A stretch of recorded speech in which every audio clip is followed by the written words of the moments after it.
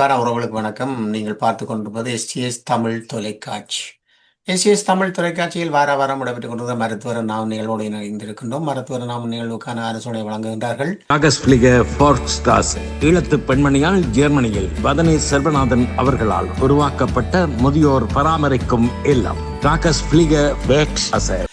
மருத்துவரும் நாமும் நிகழ்வுக்கான ஆலோசனை வழங்குவவர்களோடு மருத்துவர் நாம நிகழ்விலே டென்மார்க்கிலிருந்து பல வருடங்களாக கலந்து உளவியல் ரீதியான கருத்துக்களை வழங்கி வருகின்றார் ஐயா ஸ்ரீ கதிர்காமநாதன் அவர்கள். அவர்களுக்கு நன்றிகளை கூறிக்கொண்டு வணக்கம். உங்களுக்கும் தேவர்களுக்கும் வணக்கம். நீங்கள் பன்முக ஆளுமையாக உளவியல் ரீதியாக பல விடயங்களை எடுத்து வருகின்றீர்கள். அது எங்களுடைய தொலைக்காட்சி பார்வையாளர்களுக்கு மட்டுமல்ல, தமிழினத்துக்கு நீங்கள் செய்கின்ற ஒரு சேவையாகவே பார்க்கக்கூடியதாக இருக்கின்றது. அந்த வகையிலே நீங்கள் இது போன்ற கருத்துக்களை வழங்குவதற்கு நன்றிகளை கூறிக்கொண்டு, இந்த வாரம் நாங்கள் பார்க்கக்கூடியதாக இருக்கின்றது இளம் பிள்ளைகள் கூடுதலாக நாங்கள் பார்க்கக்கூடியதாக இருக்கின்றது. இன்று கைத்தொலைபேசி மூலமும் அதன் மென் விளையாட்டுகள் மூலமும் பல சிக்கல்களை நாங்கள் கண்ணூடாக பார்க்கக்கூடியதாக இருக்கின்றது. ஜெர்மனியில் கடந்த ஒரு மாதத்துக்கு முன்னம் கூட நடைபெற்றிருந்தது.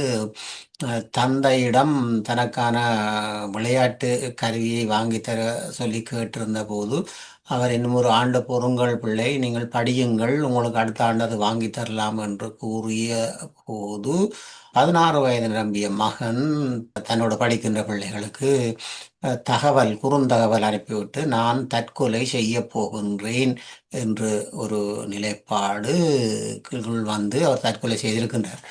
இது போன்று பலர் நாங்கள் இது அறிந்த விடயம், அறியாத விடயம், மனநூலை பாதிப்பு, இந்த செய்மதி விளையாட்டுகளில் இந்த இளம் பிள்ளைகள் மட்டுமல்ல பெரியவர்களும் இது பற்றிய உங்களுக்கு தெரிந்த அல்லது அறிந்த விடயங்களோடு அதற்கான உளவியல் ரீதியான பக்கங்களையும் இன்று பார்த்துக்கொள்ளும். இந்த விஷயம் இப்ப வர வர இந்த சமூகத்துல மிக அதிகமாக கூடிக்கொண்டு வருகின்றது. இது நீங்க குறிப்பிட்டது எங்கட தமிழ் பிள்ளையை பற்றி இதுல குறிப்பிட்டிருக்கிறீர்கள். ஆனா இப்ப உதாரணமாக இந்த ஐரோப்பிய சமூகங்கள்ல கூட இந்த விடயம் மிகவும் அதிகரித்து கொண்டு வருகிறத இங்க பார்க்கக்கூடியதாக இருக்கின்றது. இப்ப உதாரணமாக இப்ப நீங்க இதுல தற்கொலை என்ற ஒரு விடயத்தை மாத்திரம் இதுல குறிப்பிட்டிருக்கிறீங்க. தற்கொலையோடு சேர்ந்து பல வகையான குழப்பங்கள் இந்த இளம் பிள்ளைகள், சிறுவர்கள் இப்படியான வயதுல உள்ள பிள்ளைகள் செயல்படுகிறத இங்க பார்க்கக்கூடியதாக இருக்கு. நீங்க எடுத்த தலையங்கத்தின்படி நாங்க தனி பிள்ளையாக அல்லது இளையவர்களுக்குரிய பிரச்சனையாகவும் இதை நாங்க பார்க்கலாம். அதே நேரத்தில் அதுக்கு மேல நேரம் இருந்தா நாங்க இது ஒரு சமூகத்துக்குரிய நாட்டுக்குரிய பிரச்சனையாகவும் நாங்க பார்க்கலாம். ஒவ்வொரு தளங்கள்லையும் அது விரிவடைந்து கொண்டு போகின்றது.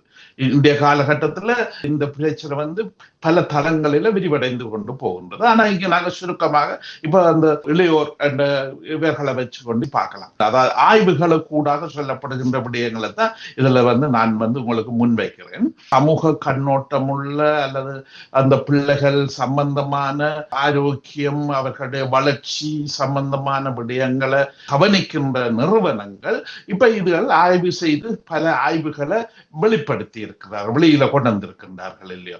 அப்ப அவர்களை பொறுத்தவரையில அவர்கள் பல பேரும் கூறுகின்ற ஒரு அடித்தளமான விடயம் என்னென்று சொன்னா, கைத்தொலைபேசிகளோ அல்லது இந்த செய்தி வலைப்பின்னல், இன்டர்நெட் என்று சொல்லப்படுகின்ற இந்த விடயங்களை பாவிக்கின்ற அது எவராக இருக்கலாம், வயது வந்தவர்களாகவும் இருக்கலாம், இளையவர்களாகவும் இருக்கலாம். இவர்களை பொறுத்தவரையில ஒரு விஷயம் அவர்களை அறியாம நடக்கிறது என்னென்று சொன்னா, சக மனிதர்களோட கதைப்பதோ பேசுவதையோ விட்டு அந்த தொலைபேசிக்கு உள்ளே அந்த மின்னணு உலகத்துக்குள்ள போயிடுறாரு.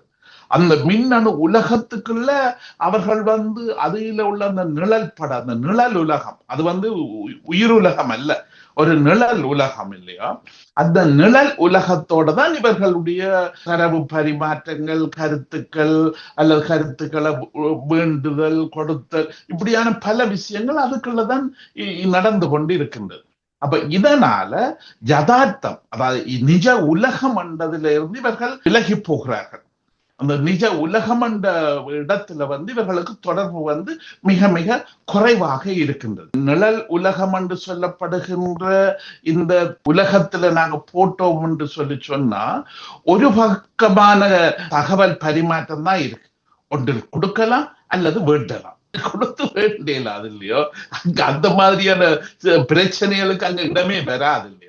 இப்ப நிஜ உலகத்துல பழகும் போது அதுல 4 நண்பர்களோ 5 நண்பர்களோ இருந்தால் அதுல ஒவ்வொருத்தரும் கூறுகின்ற கருத்துக்கு இவர் திருப்பி அந்த கருத்து திருப்பி சொல்லியே ஆகணும். இவர் சொல்ற கருத்துக்கும் அதுல இருந்து 3-4 பேர் தங்களோட கருத்துக்களை இவர்களுக்கு கூறுவார்கள் இல்லையோ.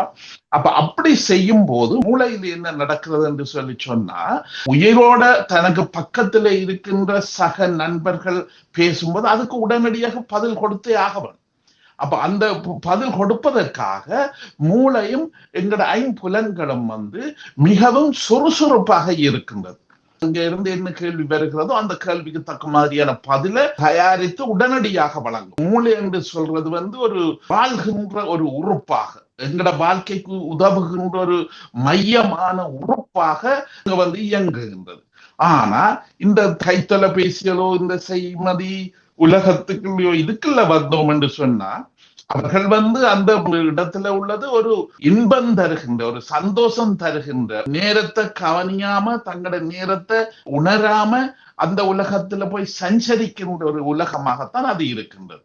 அப்ப அதுல உடனடியாக பதில் சொல்ல வேண்டிய தேவையோ உடனடியாக பதில் கொடுக்க வேண்டிய தேவையோ அதுகள் ஒன்றும் இல்லை. அப்ப மூளைக்கு உள்வாங்குகின்ற அந்த ஐம்புலன்கள் உள்வாங்கி கொடுக்கின்ற தரவுகளை உள்வாங்குகின்ற விடயம் மாத்திரம்தான் அங்க இருக்கின்றது. இவருக்கு எப்ப நேரம் இருக்கோ, இவருக்கு எப்ப இன்ட்ரெஸ்ட் இருக்கோ, தேவையென்றா எழுதலாம், திருப்பி அதுக்கு பதில் எழுதலாம் இல்லையோ. அப்ப உடனடியாக இப்ப சக நண்பர்களோட 4-5 நண்பர்களோட இருந்து கதைக்கும் போது அந்த கேள்விகளை கேட்டு உடனடியாக அதை புரிந்து கொண்டு அந்த புரிந்த விடயங்களை உடனடியாக திருப்பி அவர்களுக்கு கொடுக்கின்ற அந்த வேலை இங்க இல்லையனா. அப்ப அந்த இடத்துல இருந்து இவர்கள் விலகி போகிறார்கள் இந்த இடத்துல. ஏன்னா இது ஒரு நிழல் உலகம் தானே, ஒரு ஆர்டிபிஷியலான ஒரு செய்முறை உலகம் தானே இவர்கள் வாழுகிறதில் இயங்குகிறது. அப்ப இதனால மூளையினுடைய செயல்பாடுகள் வலுவாக குறைந்து கொண்டு போகிறது ஒன்று. இரண்டாவது இப்ப இவர்களுக்கு இப்ப சாதாரணமாக நண்பர்களோட இருக்கும் போது எல்லாரும் ஒரே கருத்தோட கதைக்க மாட்டார்கள். அங்க எதிர்கருத்துக்கள் கூறுவார்கள். அப்ப அந்த எதிர்கருத்துக்களை சிலதுகளை தாங்குகின்ற சக்தி என்றது ஒவ்வொருத்தருக்கும் வேணும் என.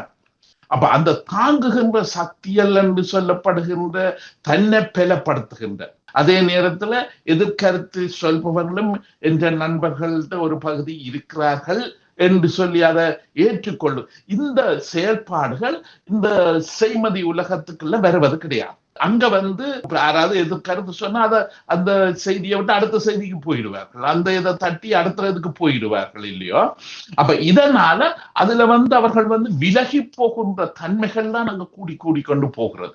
அப்ப அந்த விலகி போகிற தன்மைகள் இருக்கின்றபடியினால அவர்களுக்கு தாங்குகிற ஒரு கதையை சொன்னா ஒரு கருத்தை சொன்னா அதை தாங்கி அதை ஏற்றுக்கொண்டு அதை மதிக்கின்ற தன்மைகள் அவர்கள்ட்ட மிகவும் குறைந்து கொண்டு போகிறது, அவர்களுக்கு அறியாமலே குறைந்து கொண்டு போகிறது. இதனாலேதான் அவர்கள் தாங்கள் ஒரு விஷயத்தை நினைத்து விட்டார்கள் என்று சொன்னா, அல்லது அவர்களுக்கு மனதில் ஒரு விடயம் தேவை, ஒரு விஷயம் முக்கியம் என்று நினைத்து விட்டார்கள் என்று சொல்லி சொன்னா அது அவர்களுக்கு ஈடேற வேணும், அதுக்கு உடனடியாக அது நிறைவேற வேணும் இல்லையோ.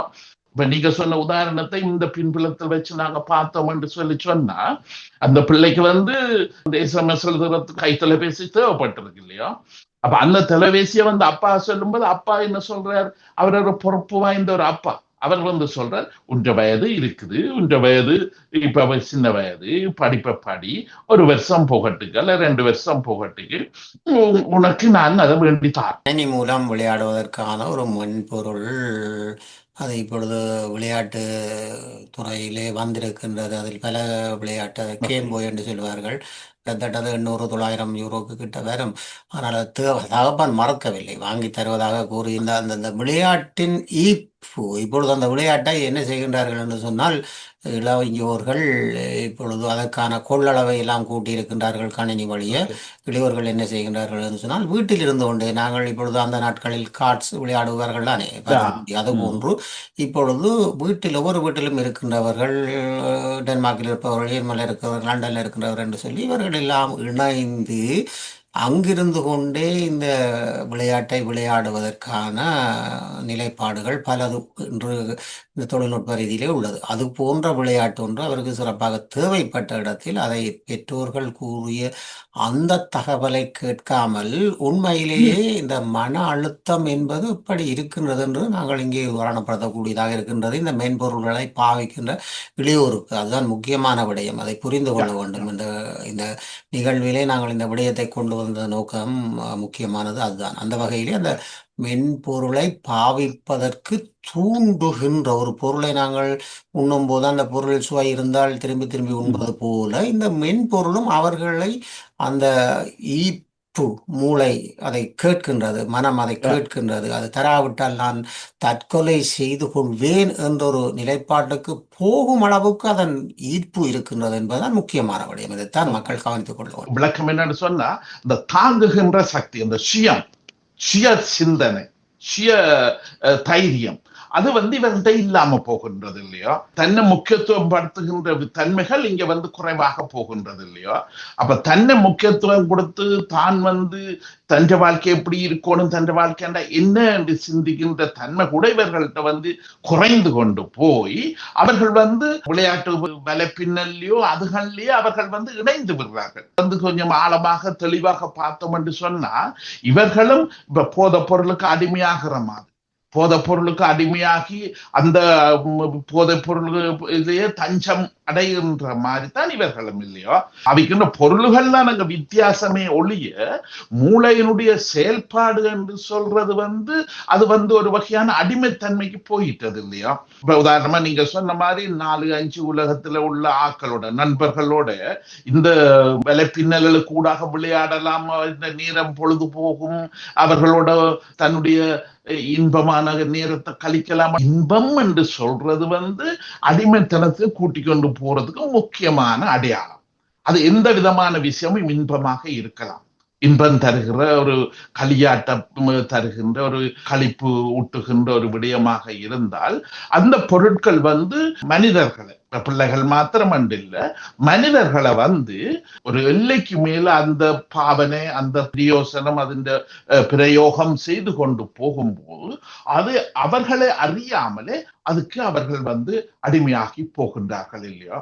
அப்ப அந்த சிந்தனை, அந்த அடிப்படை உண்மையை வச்சுக்கொண்டு இந்த விஷயத்தை நாங்க இதுல பார்க்க வேண்டி இருக்கு. ஏனென்று சொன்னா அவர்கள் அந்த ஒரு எல்லைக்கு மேல போய்விட்டபடியினால இப்ப அவர் உள்ளுக்கு எத்தனை நாட்டில உள்ள பிள்ளைகளோட விளையாடுறார், என்ன மாதிரியான முறையில இதை பாவிக்கிறார் என்ற விஷயங்கள் இப்ப வளர்ந்த பெற்றோருக்கு எங்களுக்கு அளவுக்கு மேல விளங்காது இல்லையா. அவர்கள் தனி அறையில இருந்து, தங்கட அறையில இருந்து விளையாடி கொண்டு அல்ல அதுல ஒரு அங்கத்தவர்களாக வந்திருப்பார்கள் இல்லையோ. அப்ப அதிண்ட வேகங்கள், அதிண்ட தாக்கங்கள் எங்களுக்கு தெரிகிறது குறை. அப்ப இதனாலேதான் அந்த அவர்களை பொறுத்தவரையில சுய சிந்தனை, எதிர்ப்பு கருத்து இருக்கு, எதிர்ப்பு கருத்தை ஏற்க வேணும் என்று சொல்லுகின்ற சிந்தனை, எந்த விஷயத்தையும் பொறுமையாக தன்னுடைய காலம் பெற வேணும், அந்த காலம் வரும்போது அப்பா அல்லது அம்மா வேண்டி தருகிறார்கள் என்று சொல்லுகிறார்கள், அதை நான் ஏற்றுக்கொள்ளணும், அதுல அர்த்தம் இருக்கும் என்று அதுகளை ஏற்றுக்கொள்ற தன்மை, பெரியவர்கள் சொல்றத கனம் பண்ணுகின்ற தன்மை. இப்ப கன விழுமியங்கள் இல்லையா. ஒரு பிள்ளை நல்ல பிரஜையாக வர்றதுக்கு, ஒரு பிள்ளை ஒரு சமூகத்துல இல்ல ஒரு குடும்பத்துல அல்லது தனக்கு தானே நல்ல பிரஜையாக வர்றதுக்கு தேவையான அடிப்படையான குணாம்சங்கள் தான் இந்த பொறுமைகள், அமைதியா இருக்கிறதுகள், மற்றவர் சொல்றதை கேட்கறதுகள், அல்லது அந்த அப்பா அம்மாவோட கதைச்சு இல்ல இது இப்ப அவசரம் என்று சொல்லி அதை கதைச்சு பேசி அவர்களோட தீர்வுகளை காணுகின்ற அந்த இவைகள் எல்லாம் குறைந்து கொண்டு போகின்றது இல்லையா. அப்ப இதுகள் குறைந்தபடியால அவர்கள், இப்ப நீங்க சொன்ன உதாரணத்தின்படி இந்த பையன் தன் நண்பர்மார், அந்த விலை பின்னல்லே உள்ள அந்த நண்பர்மார்களுக்கு தான் சொல்ற, இதுக்கு மேல நான் இருந்து பிரயோசனம் இல்லை, இதுக்கு மேல நான் இருக்கிறதுல அர்த்தம் இல்லை, நான் இதோட இதை முடிக்க போறேன் என்று சொல்லி அவர் பாருங்க, தற்கொலை செய்யறது சொல்றதும் அவர் தன் நண்பர்கள் எல்லாருக்கும் அதுக்குரிய செய்தியல் விளக்கங்களை கொடுத்து போட்டுதான் செய்கிறார் இல்லையோ. அப்ப அந்த இடத்துல அந்த நண்பர்கள் அவர்கள் வந்து இவருக்கு வந்து மிக மிக முக்கியமான ஆட்களாக வந்துட்டார்கள் இல்லையோ. தன் லைஃபை விட, சுய வாழ்க்கையை விட, சுய விஷயத்தை விட அந்த நண்பர்கள் வந்து தான் இல்லாட்டி அவர்கள் தவிக்க கூடாது, தான் இல்லாட்டி அவர்கள் வந்து தேடக்கூடாது, தான் இல்லாட்டி அவர்கள் வந்து தன்னை தான் இல்லை என்று நினைக்க கூடாது என்றதுக்காக அவர் செய்தி கொடுக்கிறார் இல்லையா. அப்ப இந்த செய்தியை கொடுத்து போட்டு இதுகள் செய்யும் போதுதான் இப்ப இந்த இடத்துல வந்து நாங்க உளவியல் ரீதியாக நாங்கள் இந்த மாதிரியான தன்மைகளை நாங்க பாக்குறது என்னன்னு சொன்னா, இவர்களை பொறுத்தவரையில வந்து அந்த சுயம் என்ற தான் என்றதை மறந்துட்டார்கள் அல்லது அதை இழந்துட்டார்கள்.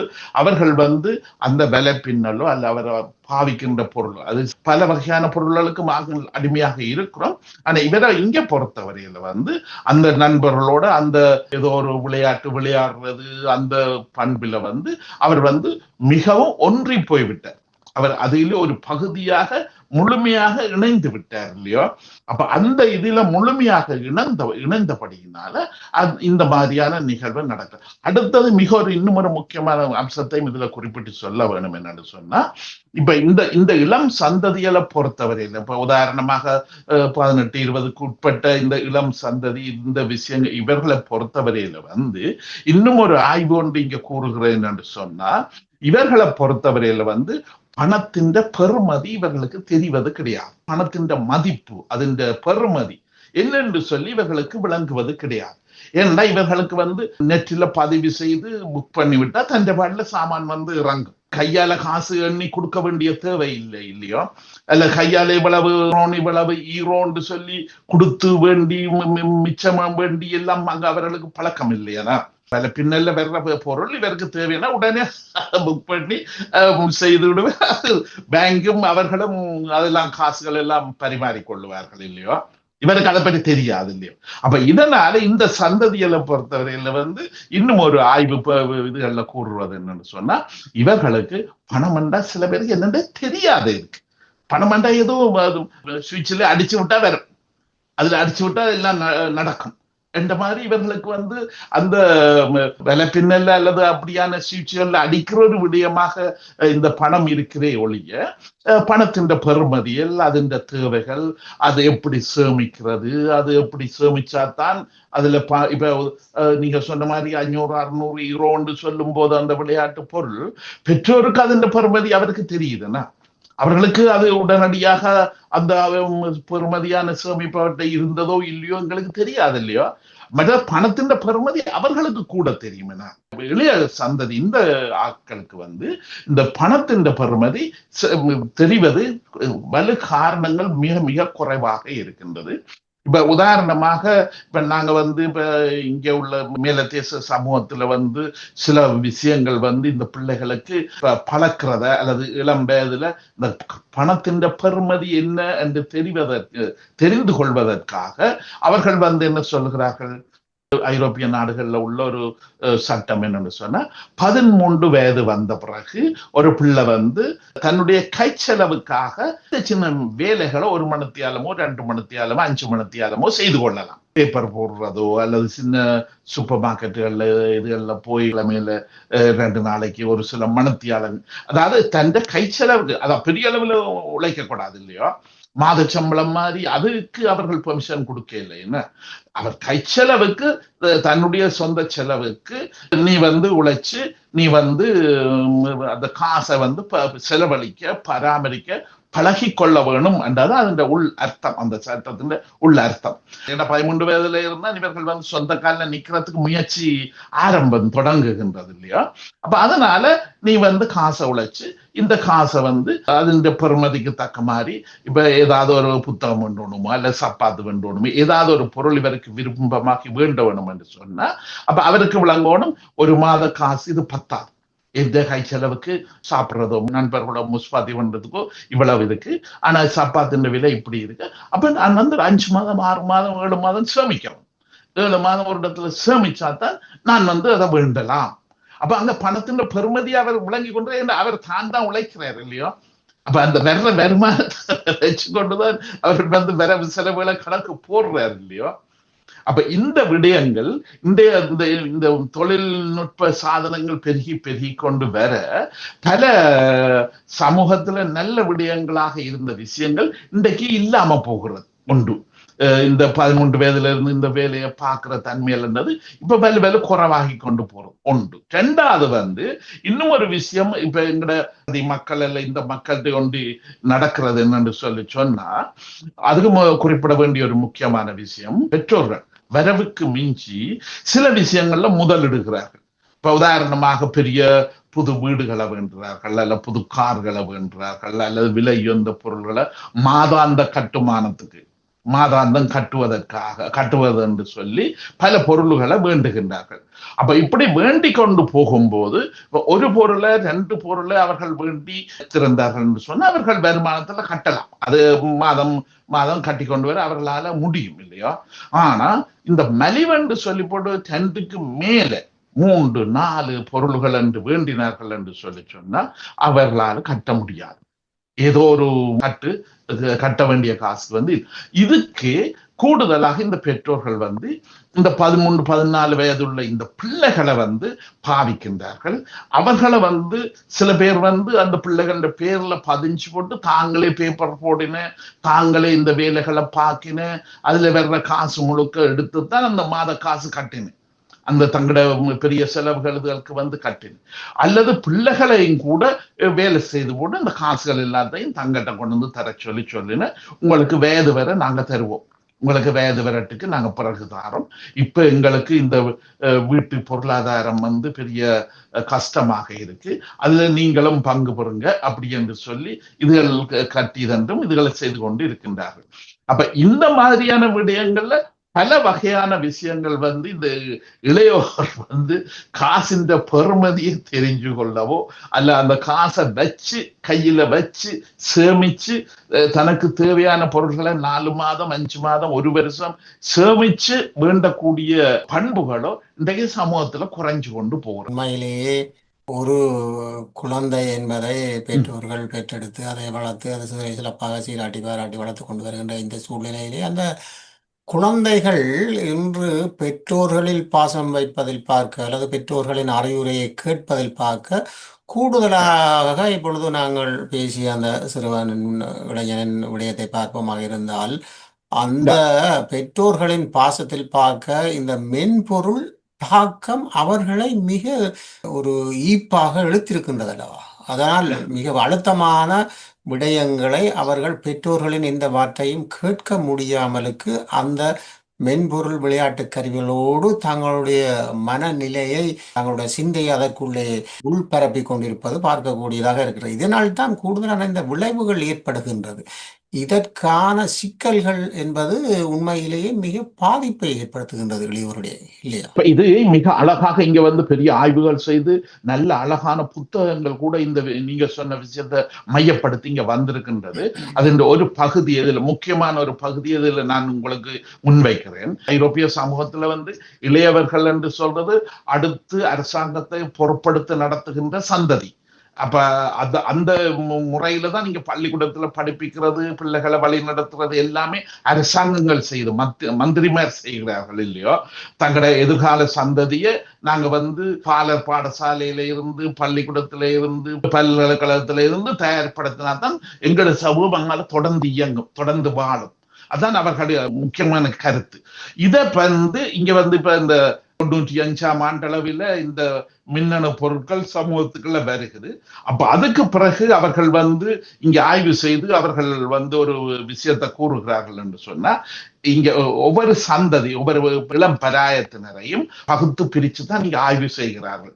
அப்ப அந்த பகுப்பில இவர்கள் ஆங்கிலத்துல ஜெனரேஷன் என்று சொல்லி அதை பிரிக்கிறார்கள். Generation X, generation Y, generation Z, இப்ப அல்பா ஜெனரேஷன் என்று இன்னும் ஒரு ஜெனரேஷன் இப்ப முன்மொழிந்திருக்கிறார்கள். இப்ப இதை மேலோட்டமாக இதுல சொல்ல ஒரு நாளைக்கு தேவையான நாங்க அதை பற்றி ஆழமான விளக்கமாக பார்க்கலாம். இதுல ஜெனரேஷன் எக்ஸ் என்று சொல்றது மேற்கு நாடுகளை பொறுத்தவரையில 2ஆம் உலக மகா யுத்தத்தால பாதிக்கப்பட்டு அந்த காலத்துல குழந்தையாக இருந்து அல்லது அந்த கால பெற்றோருக்கு பிறந்த பிள்ளைகள் இளையோராக இருக்கும் போது அந்த சந்ததியை தான் இந்த ஜெனரேஷன் எக்ஸ் என்றது குறிப்பிடுது. அப்ப அவர்களை பொறுத்தவரையில் 50ஆம் ஆண்டு கடைசியில இருந்து 60ஆம் ஆண்டுல இருந்து 70ஆம் ஆண்டு வரையும் உள்ள அந்த இளம் சந்ததியை இந்த ஜெனரேஷன் எக்ஸ் என்று சொல்லி குறிப்பிடுகின்றார்கள். அதற்கு பிறகு வளர்ந்த பிள்ளைகள் இவைகளை ஜெனரேஷன் ஒய் என்று சொல்லுகிறார்கள். அவர்கள் கிட்டத்தட்ட 75ஆம் ஆண்டுல இருந்து 95ஆம் ஆண்டு வரை இந்த மின்னணு பொருட்கள் வரும் மட்டும். அப்ப 75ல இருந்து 95ஆம் ஆண்டு வரையில உள்ள ஆக்களை ஜெனரேஷன் ஒய் என்று சொல்லி அவர்களை குறிப்பிட்டிருக்கிறார். சந்ததி ஒய் என்று சொல்லி குறிப்பிட்டிருக்கிறார்கள். அதற்கு பிறகுதான் இப்ப நாங்க இதுல கவனம் எடுக்கின்ற ஜெனரேஷன் செட் என்று சொல்றது இந்த 95ஆம் ஆண்டுல இருந்து 2010 அல்லது 2015ஆம் ஆண்டு வரையும் உள்ள பிள்ளைகளை அந்த இளம் சந்ததிகளை ஜெனரேஷன் செட் என்று சொல்லி சொல்லுவார்கள். ஜெனரேஷன் சட்ட தனியான ஒரு சந்ததியாக அவர்கள் குறிப்பிடுறதுக்குரிய அடிப்படை காரணம் என்னன்னு சொன்னா இவர்கள் பெற்றோற்ற சொல்ல கேளாம, இவர்களுக்கு பெற்றோர் முக்கியம் என்று இல்லாம இவர்களுக்கு அந்த வலப்பின்னலிலே உள்ள நண்பர்களும் நண்பிகளும் தான் இவர்களுக்கு முக்கியம். அந்த நண்பர்கள் நண்பிகள் பல நாட்டில இருப்பார்கள், பல கலாச்சாரத்தை சேர்ந்தவர்களை நண்பர்கள் நண்பிகளாக வைத்திருக்கின்றார்கள் இந்த இவர்களை பொறுத்தவரை. அப்ப இவர்கள் ஒரு பல கலாச்சாரம் சம்பந்தப்பட்ட பிள்ளைகளாக இருக்கின்றார்கள். அப்ப அந்த பல கலாச்சார சம்பந்தப்பட்ட பிள்ளைகள் இன்ன கலாச்சாரம் இதில் பற்றி அவர்கள் சிந்திப்பது கிடையாது. அந்த நாங்கள் இளையவர்கள் இந்த வயது இந்த மாதிரியான ஆக்கள் நாங்கள் இவ்வளவு பேரும் நாங்களே ஒரு ஆளுக்கு ஒரு ஆள் உதவி செய்து ஒரு ஆளுக்கு ஒரு ஆள் ஆலோசனை சொல்லி எங்களை பராமரிக்க வேண்டும் என்ற ரீதியில இவர்கள் இருக்கின்றபடியால இவர்கள் தங்களுடைய அப்பா அம்மா இவர்களை மதிக்கின்ற, அவர்கள் சொல்லுகின்ற விஷயங்களை கேட்கின்ற விடயங்கள் ஒரு பக்கத்துல குறைஞ்சு கொண்டு போகின்றது. இன்னொரு பக்கத்துல இதை சொல்லுகிறார்கள் என்று சொன்னா இந்த இளைய சந்ததிகள் தங்களுடைய சொந்த தாய் தகப்பனை நீங்கள் முட்டாளுகள், உங்களுக்கு இந்த மொபைல்கள் கம்ப்யூட்டர்கள் கணனிகள் இதுகள் எல்லாம் பாவிக்க தெரியாது, உங்களுக்கு அதெண்டா என்னென்று விளங்காது. நாங்கள் இங்க இருந்தே உடனடியாக ஜப்பான்ல உள்ளவனோட கதைச்சு அங்க இருந்து எனக்கு மறுமொழி வருது இல்லையோ, அவர்கள் நான் சொல்றதுக்கு நான் பாடின பாட்டுக்கு அங்க இருந்து ஃபீட்பேக் அனுப்புகிறார்கள் இல்லையோ. இப்படி நான் உலக மனுஷனாக நான் இருக்கிறேன். உங்களுக்கு ஒரு எஸ்எம்எஸ் எழுத தெரியாது, ஒரு எஸ்எம்எஸ்ல ஒரு செய்தி குறுஞ்செய்தியோ என்னவோ எழுதி உங்களோட பழைய நண்பர்கள் உங்களோட ஊர்ல உள்ளவர்களோட தொடர்பு கொள்ள தெரியாது, ஒன்றுமே தெரியாது. உங்களுக்கு கணனி என்று சொன்னாலே அறியாத ஒரு பொருளாக நீங்க மயங்குகிறீங்க, இயங்குகிறீங்க, உங்களுக்கு ஒன்றும் தெரியாது இல்லையோ. உங்களுக்கு நாங்கள் தான் சொல்லித்தர வேண்டி இருக்கு. இப்ப உங்களுக்கு சில விஷயங்கள் நாங்கள் தான் எல்லாமே படிப்பிச்சு தர வேண்டி இருக்கு இல்லையோ. அவ்வளவுக்கு நீங்க மூட்டாளுகள், அறிய ஒன்றுமே தெரியாதா, இப்படி கேவலப்படுத்துகின்ற முறையிலையும் இந்த சந்ததி உருவாகுது இல்லையோ. அப்ப இவர்கள் அந்த மின்னணு பொருள்கள்ல கட்டிக்கார விஷயத்தை வச்சுக்கொண்டு அதுல மாத்திரம் தங்களோட அம்மா அப்பாவுக்கு பாண்டித்தியம் இல்லை, அதுல அவர்களுக்கு பழகக்கூடியது அதை செயல்படுத்தக்கூடிய தன்மை இல்லைன்றதுக்காக எவ்வளவு கேவலமாக நடத்துகிறார்கள் பாருங்க. அப்ப இந்த விடயம்தான் இப்ப நீங்க சொன்ன இந்த உதாரணம், இந்த கேட்ட கேள்வியில உள்ள விஷயத்துக்கு விடையாக இருக்கின்றது இல்லையோ. ஏன்னா இவர்களை பொறுத்தவரையில அந்த செட் என்று சொல்லப்பட்ட சந்ததி உலகம் முழுக்கல்லையும் இருக்கிற இந்த இளையோர் எல்லாரும் நாங்கள் ஒரு ஆக்கள், நாங்கள் எல்லாரும் ஒரு குழுவை சேர்ந்த நாங்கள் பல்கலாச்சார மக்கள் இனம். இந்த சந்ததி இந்த விதத்துல இருக்கிறது இன்றைக்கு இங்கத்தைய நாடுகளுக்கு பெரிய பிரச்சனை. அது தெரிய பெற்றோர்களுக்கு மாத்திரம் அல்ல, இங்க டென்மார்க் அரசாங்கம் கூட அது ஜனநாயகம் என்று சொல்லப்படுகின்ற இந்த விழுமியம் கூட இப்ப உடைஞ்சு நொறுங்கி போகக்கூடிய அபாயம் இருப்பதாக இங்க பல எச்சரிக்கை மணிகள் இன்றைக்கு ஒலித்து கொண்டிருக்கின்றது, ஒலிக்க ஆரம்பித்திருக்கின்றது. இது பற்றி நாங்க தொடர்ந்து சந்தர்ப்பம் கிடைக்கும் போது பேசலாம். உண்மையிலேயே தேவைப்படுகின்ற விடயமாக உலகியல் ரீதியான விடயம். இந்த சிறு இளையோர்களின் இந்த விளையாட்டில் அவர்கள் ஒன்றித்து போன விடயங்களை பற்றிய அவரோடு இன்று உரையாடல் இருந்தது. உண்மையிலே இது ஒரு தேவையான விடயமாகவும் இருக்கின்றது. அந்த வகையிலே இன்று நீங்கள் கலந்து சிறப்பத்தை வைக்க உங்களுக்கு நன்றிகளை தெரிவித்துக் கொள்கின்றோம். வணக்கம், நன்றி எல்லோருக்கும். நல்லது உறவுகளே, இதுவரை நீங்கள் பார்த்தது மருத்துவர் நாமம். இந்த மருத்துவர் நாம நிகழ்வுக்கான ஆலோசனை வழங்கியவர்கள் ஈழத்து பெண்மணியால் ஜெர்மனியில் வதனி செல்வநாதன் அவர்களால் உருவாக்கப்பட்ட முதியோர் பராமரிக்கும் இல்லம். மருத்துவர் நாம நிகழ்வுக்கான ஆலோசனை வழங்கியவர்களோடு டென்மார்க் கலையத்தின் தொழில்நுட்பத்தில் ஐயா சர்க்குணம் ஐயா அவர்களுக்கும் சுமங்கலியா ஸ்ரீ கதிராமநாதன் அவர்களுக்கு நன்றிகளை கூறிக்கொண்டு அடுத்த மருத்துவர் நாம நிகழ்வோடு இணைந்து கொள்வோம். நன்றி, வணக்கம். ஈழத்து பெண்மணியால் ஜெர்மனியில் வதனி செல்வநாதன் அவர்களால் உருவாக்கப்பட்ட முதியோர் பராமரிக்கும் இல்லம். 1000க்கு மேற்பட்டவர்கள் பராமரிக்கப்பட்டு வருகின்றனர். இல்லத்தில் தங்கி வாழ்வோர் வீடு சென்று அழைத்து வந்து நாளாந்த பராமரிப்பு, மருத்துவ உதவி, உடல் பயிற்சி, சிறந்த உணவு வளங்கள், விளையாட்டு பொழுதுபோக்கு அம்சங்கள், சுற்றுலா அழைத்து செல்லல், இன்னும் பல உதவி சேவையுடன் மிளிர்ந்து நிற்கும் முதியோர் பராமரிக்கும் இல்லம். இங்கு வந்தவர்கள் தங்கள் இல்லங்களில் வாழ்வது போல் வாழ்வது இவர்கள் முகமலர்வில் தெரிகின்றது. தொடர்புகளுக்கு K. Vathani Selvanathan, Linden Strasse 16A 68 623 ஹாஃப் ஹாய். தொலை தொடர்புகளுக்கு 004913099103. கை தொலைபேசி 0041622051651624. முதியோர் பராமரிப்புக்கு இது ஒரு ஈழத்தமிழ் பெண்ணின் சாதனை. முதியோர் பராமரிக்கும் இல்லம்.